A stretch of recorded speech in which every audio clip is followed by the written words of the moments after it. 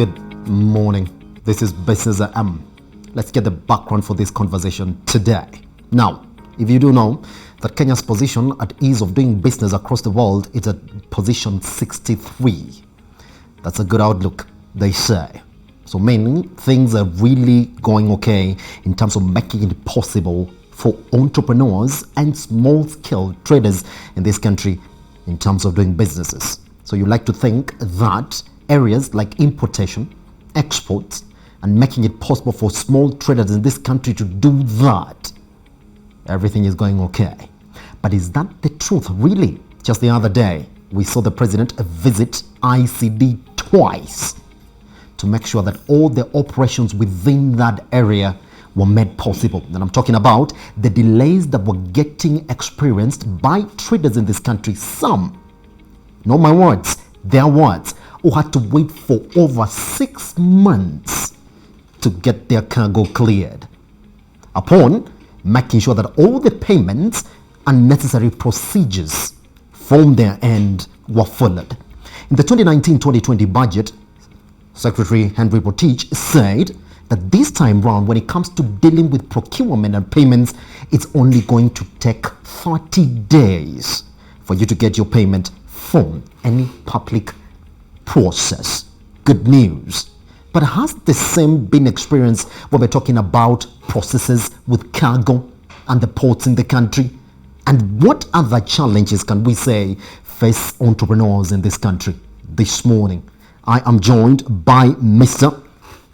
Karanja, the CEO for Importers and Small Traders Association of Kenya, who's going to give us a comprehensive outlook into this.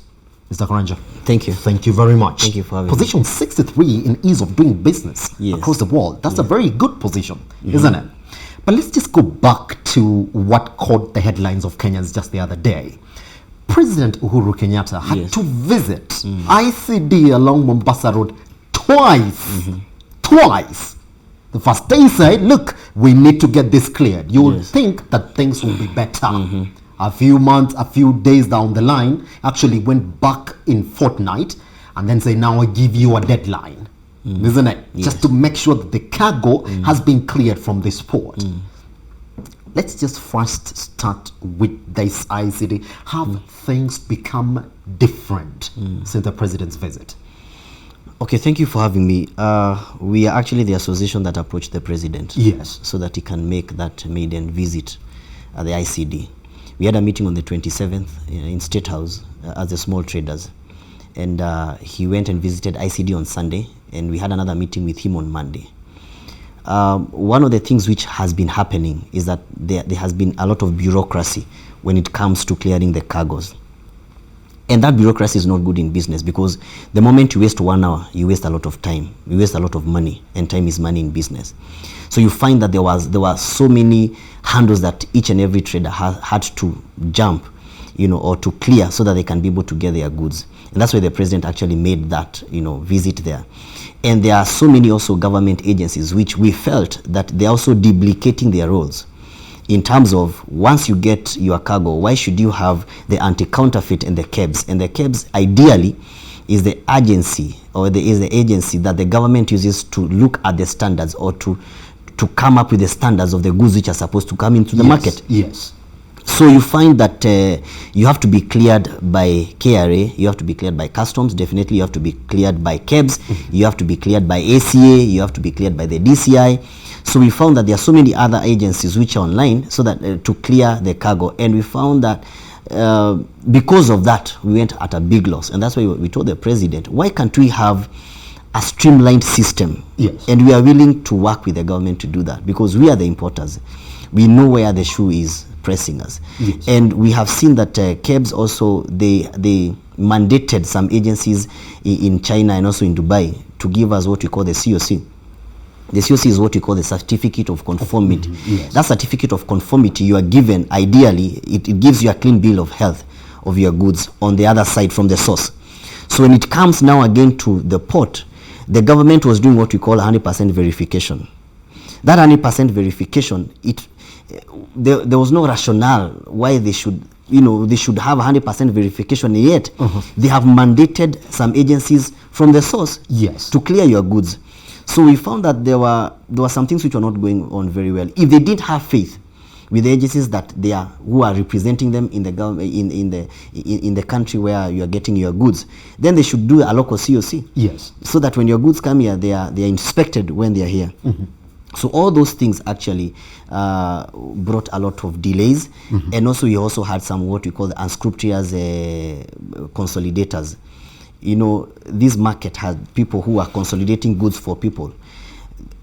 Small traders, ideally, a good number of them are not able to bring full containers. And so, myself and other people, you come up, about 30 people, you fill one container. Yes. That's what is called consolidation. So these consolidators, they had the discretion of knowing what goods they have put. And many times, us as traders, we don't know each other. So you find that these consolidators, having now that leeway, they can put other things which do not meet the standards. Once they don't meet the standards, and also getting a COC was a challenge. So when these goods come to the port, if, for example, all our goods are good except one cargo or some few cartons, the whole container is sealed. So once the whole container is sealed, you are holding about maybe 29 traders at ransom. So then the government now starts their own processes. When you go to KRA, there are people that we call I&D, inspection and enforcement. So they take now ages again to come in. That's why some of them were talking about having to wait for 6 months. For 6 months, actually, as we are doing the clearing, because we are an oversight body. Yes. We are actually overseeing what's happening to our small traders and to our members. There's some cargo which we cleared of 2017. Wow. 2 years yes, down the 2 line. years down the line. And someone who invested his own money just to get the cargo in, make money and continue trading. Let me tell you, my brother. Yes. When you look at the newspapers today, you find there are so many people who are being auctioned. Go at the back page.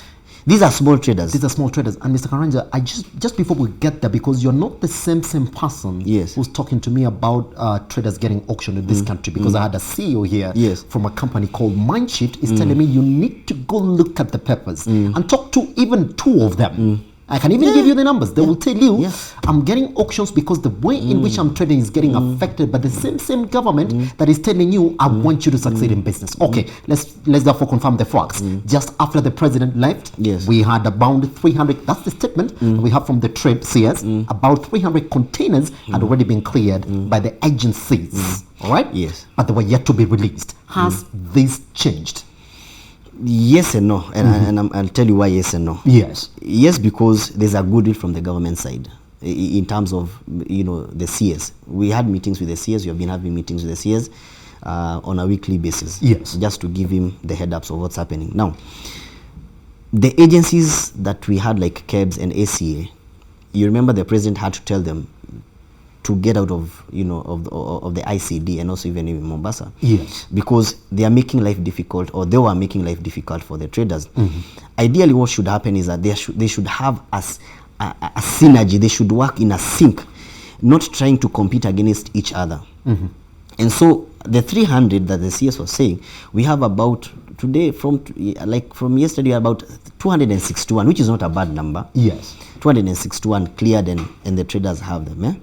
But now, what we are looking at is to speed up the process, because the president said that he gave us an amnesty of 1,000+ containers.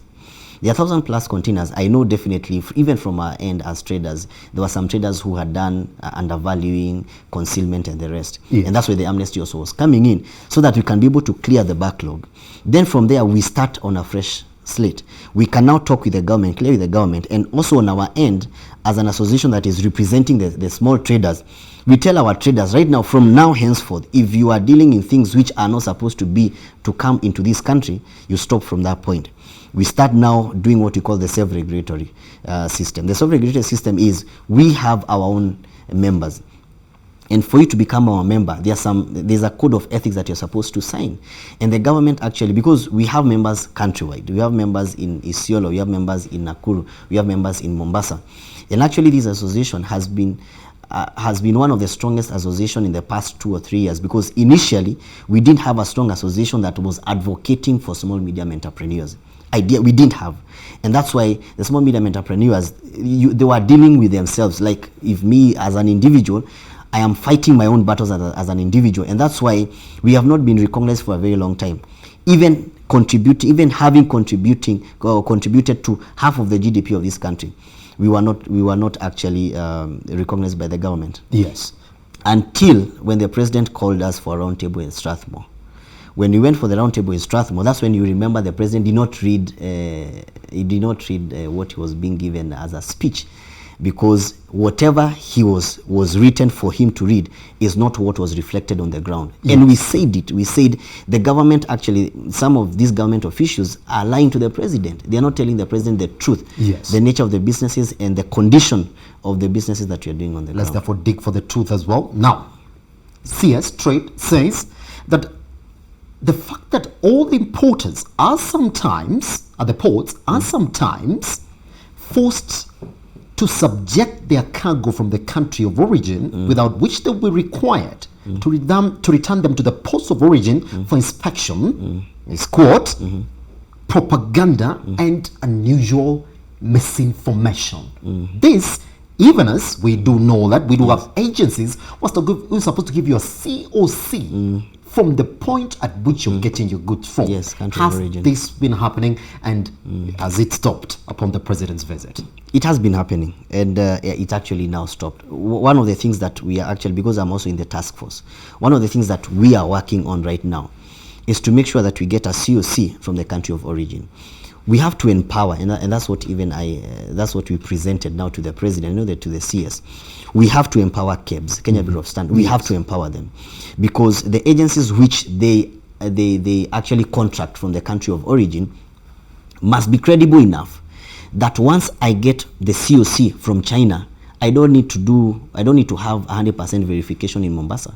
My goods should come and I should pay the customs, I should pay the taxes, and they pass. And then pretty much they pass too, isn't it? Yeah, yes, they pass. There's what they do. It's called random checking, which is okay, and we are fine with that. But the credibility of the agencies from the source, because I asked myself, and we asked ourselves this question. Now, you're talking about counterfeit goods. Where did they pass? We have, on the port of entries in this country, we have government agencies and we have government officers.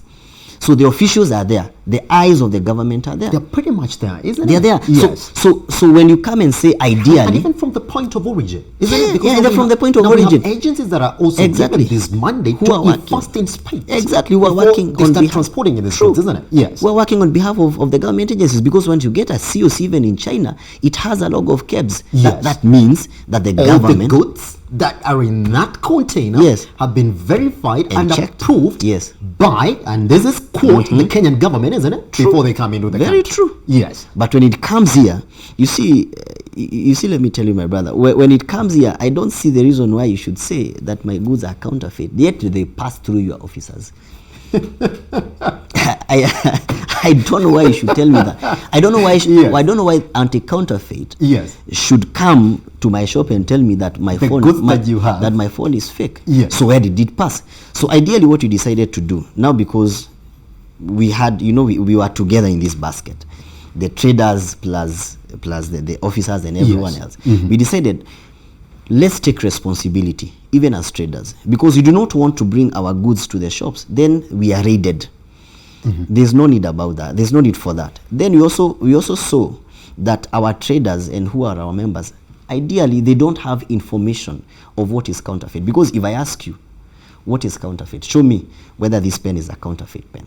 Show me whether this pen meets the standards. Then you pretty much don't know, isn't it? You don't know, because KEBS ideally must give information. And not very many people can go to KEBS portal to get that information from KEBS. So they have to have innovative ways of disseminating information to the traders, so that at least we can have a manual. So when I'm going to China, so you do know that I know this is the standard of the pen that is supposed to access the market, Kenya, isn't it? Exactly. So would you say that when you look at it, some of these challenges that some of the traders are facing are actually because some of these agencies are pretty much sleeping on their job? They are doing what I would call the monetary role. We're just monitoring what is coming in, but when it comes to participating and making sure that what comes into the Kenyan economy is good, they're not playing their role. Yeah, and I can say that with all confidence. And one of the things that we have been fighting with these agencies, and many times they say that we fight them a lot. We ideally don't fight personalities. We fight institutions, because ideally the institutions are mandated by the government to deliver. And so on our end, we are willing to be subjected to any kind of scrutiny from these government agencies. But the scrutiny must be done with all fairness. You cannot come and tell me that this book is fake or is counterfeit when I don't know you have not put already a standard to that book. You have to give me a standard that I have to follow. And you see, these small, medium entrepreneurs, a good number of them are our age. They are young people. From campus, they are able to raise up money from their families and friends, and they get about 200,000 or 300,000 shillings. Then they come to Nairobi, and a person tells them, I can show you where you're going to get these good shirts. Where? China. So who are you going to send? You're going to send this particular individual. So they come together, you get your 5 cartons, 20 cartons, 30 cartons, then you consolidate, then you have a full container. Then you send for shirts. The first time you can't even go. You can't even afford to go to China. Yes. So you send that consolidator or that agent.